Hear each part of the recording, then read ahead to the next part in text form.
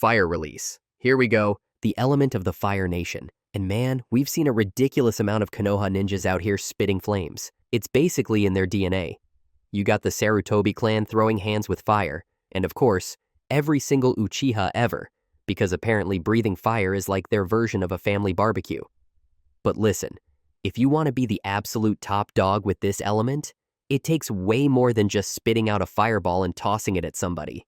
Everybody and their grandma can do that. You gotta turn fire into a straight-up natural disaster, and that's exactly what Madara Uchiha did. Now yeah, I know, Sasuke and Itachi are absolute prodigies with fire release, thanks to Amaterasu, the black flames that literally never stop burning and can incinerate anything. That's terrifying. But let's keep it real. Amaterasu isn't even pure fire release. That's Mangekyo Sharingan hacks. And the price tag? Stupid expensive. Your eyesight tanks, your chakra drains like crazy.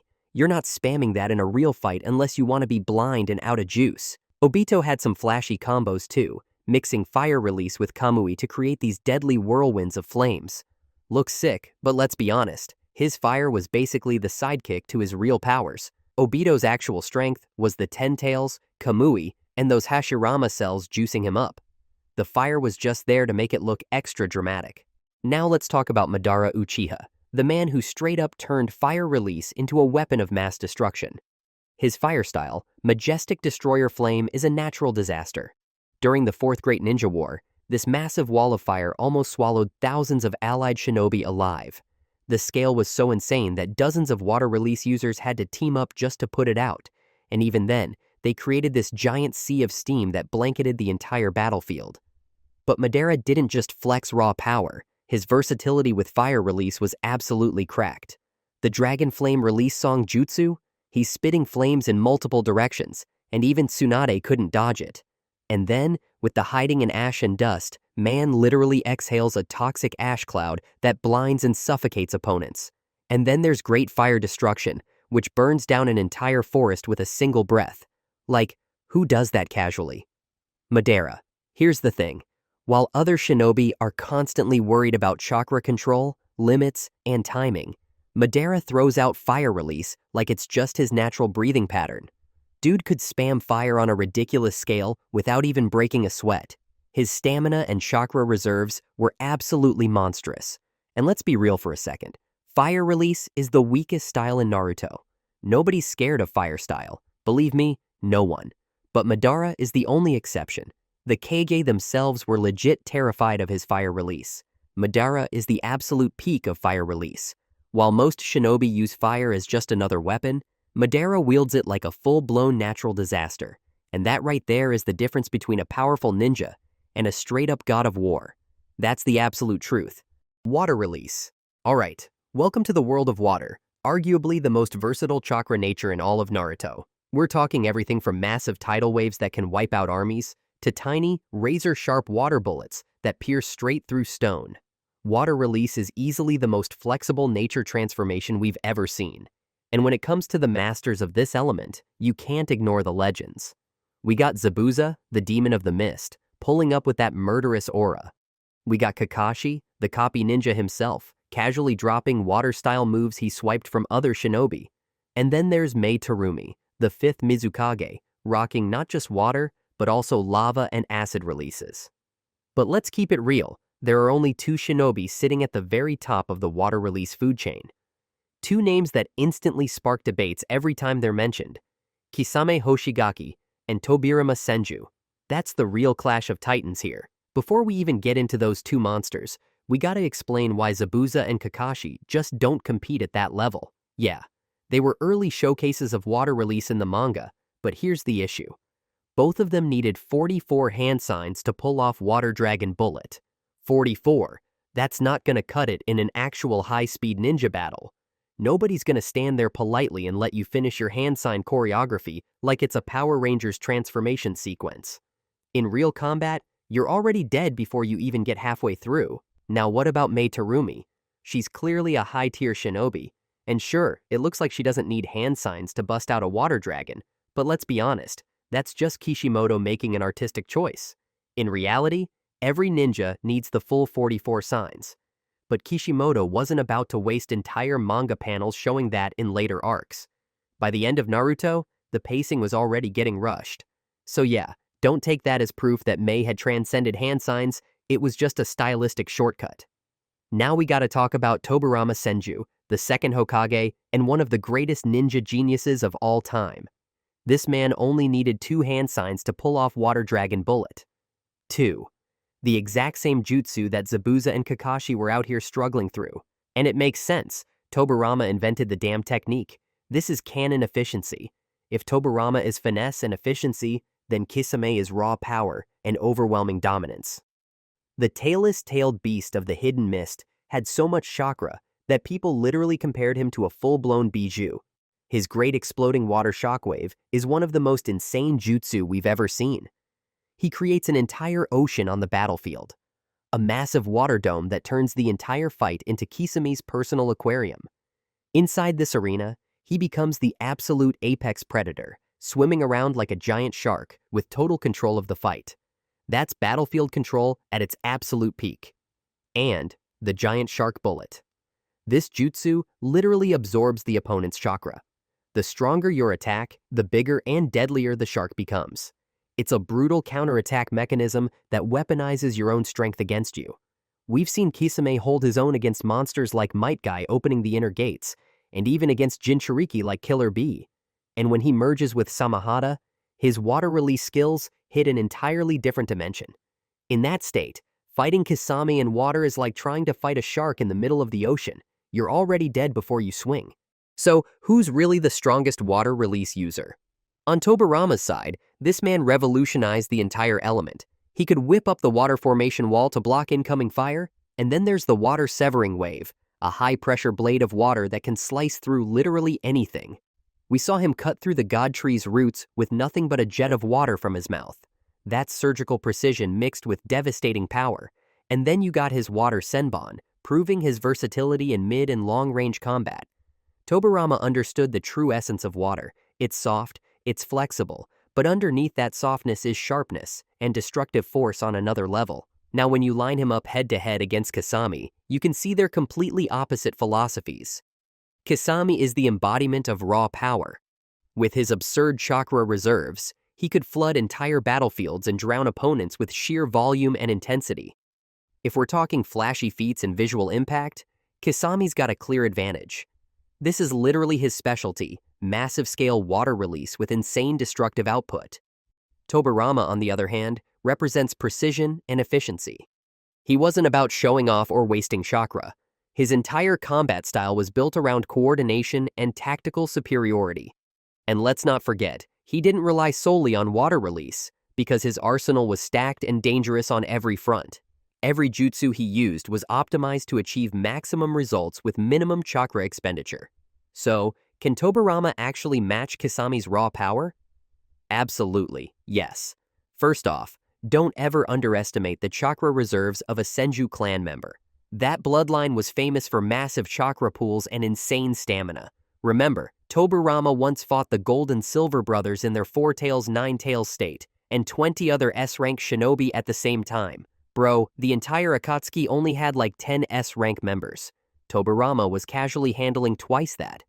Second, think back to when Tobirama was first revived by Edo Tensei. That was an incomplete resurrection, only a fraction of his real power. And even then, he was pumping out tremendous amounts of water in a fully enclosed space. That suggests that in his prime, Tobirama could absolutely compete with Kisame on raw scale if he needed to. That said, if we're basing this purely on what we actually witnessed in the anime and manga, Kisame takes the crown for spectacle. He just had way more screen time to flex his techniques and showcase his insane power. His feats are visually dramatic, they're easier to quantify, and when it comes to raw destructive capability, Kisame's showings are just bigger and louder. But here's the perspective I really want to drop on y'all. Personally, I believe Tobirama is the better water release user overall. He's the true master of the element in the most complete sense. Tobirama represents a complete understanding and revolutionary application of the water element. Kisame is the flood, but Tobirama is the architect who figured out how to bend water to his exact will. And that's a whole different level of mastery. Lightning release. Now, the most explosive, high-damage element in the entire Naruto universe. And when you hear lightning release, you instantly think of the legends: Kakashi, the fourth Raikage, Killer Bee, and of course, Sasuke Uchiha. But the real question is, who's the strongest lightning release user of all time? Before we crown anyone, we gotta break down each candidate. Starting with the fourth Raikage, this dude is an absolute powerhouse. His lightning release chakra mode coats his entire body in lightning chakra, boosting his speed and strength to completely insane levels. We literally saw A moving nearly as fast as Minato Namikaze, the Yellow Flash himself. Not only that, he was quick enough to dodge Sasuke's Amaterasu. But here's the catch: A's lightning release is pretty one-dimensional. At the end of the day, he's basically a human lightning tank, relying completely on brute force and overwhelming speed. There's not much versatility or creativity in how he uses the element. I represents raw physical dominance, but he lacks the tactical flexibility that truly top-tier ninja bring to the table. The same goes for his father, the third Raikage. His lightning-based abilities were nearly identical. And yeah, this man once soloed 10,000 shinobi during the Third Great Ninja War. That's one of the most insane feats in the entire series. But even then, his greatest weapon was still his insanely durable body, monstrous strength, absurd chakra pool, and the way lightning release just amplified all of those natural stats. It was less about lightning mastery, and more about lightning being the ultimate buff to his raw attributes. Now let's move on to Killer Bee, the younger brother of A and one of the nastiest swordsmen in the entire series. B's style is straight up dope. He combines lightning release with his swordplay, turning himself into an absolute beast in close quarters combat. But a huge chunk of B's overall power comes from Gyuki, the Eight Tails. Strip away that tailed beast energy, and his lightning techniques alone don't stack up to the complexity or versatility we see from the true masters of the element. B is still deadly, but he's not reinventing the game when it comes to lightning release. Now let's talk about the copy ninja himself, Kakashi Hatake, the dude who created Chidori, the very technique Sasuke learned directly from him. If we're talking lightning release mastery, Kakashi is a massive contender. He developed multiple variations of Raikiri, flexing his insane skill level with the element.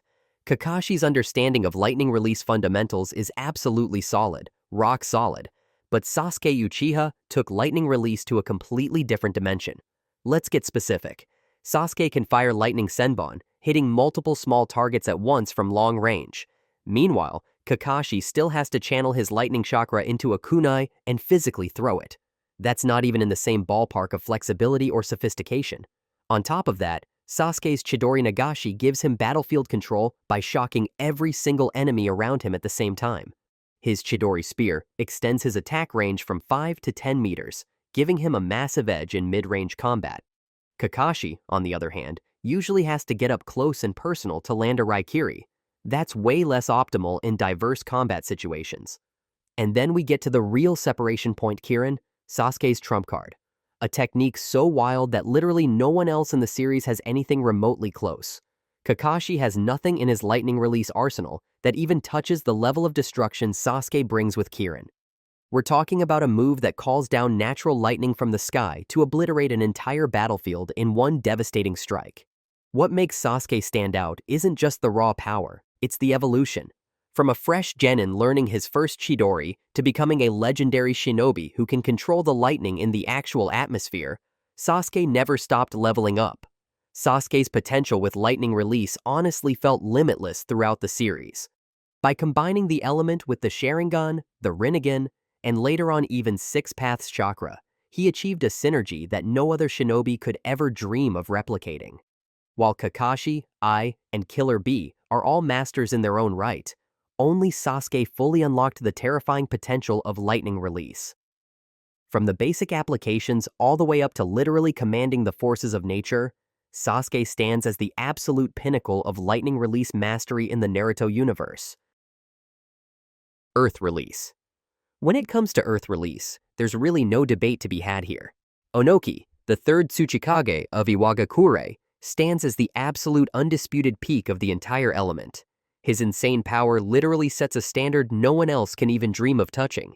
Onoki proved his dominance over Earth Release with a skill set so wild it feels like straight-up hacks. The man can manipulate gravity itself, something no other Earth Release user has ever come close to. He can crank up the weight of anything to slam it into the dirt, amp up the damage of a strike, because yeah, if it's heavier, it's gonna hurt more. Or flip it the other way and lighten himself and even other objects so he can float around like some god-tier aerial sniper. He's got applications for days. He can lighten sand so it moves faster, make himself and his allies fly for better battlefield coverage, and oh yeah, he literally helped stop a giant meteor that Madara Uchiha summoned. Let me say that again, a meteor, the kind of thing that would erase a country, and Onoki was out here putting his old man back into it, holding it off. Now, we're talking about rewriting the rules of physics mid-battle. Kakashi with his Earth Release can throw up some decent dirt walls, but that's kiddie pool level compared to this. Kitsuchi? Sure, the dude's got raw scale, but he's still locked inside the boundaries of traditional Earth Release, just bigger and louder. Onoki, though?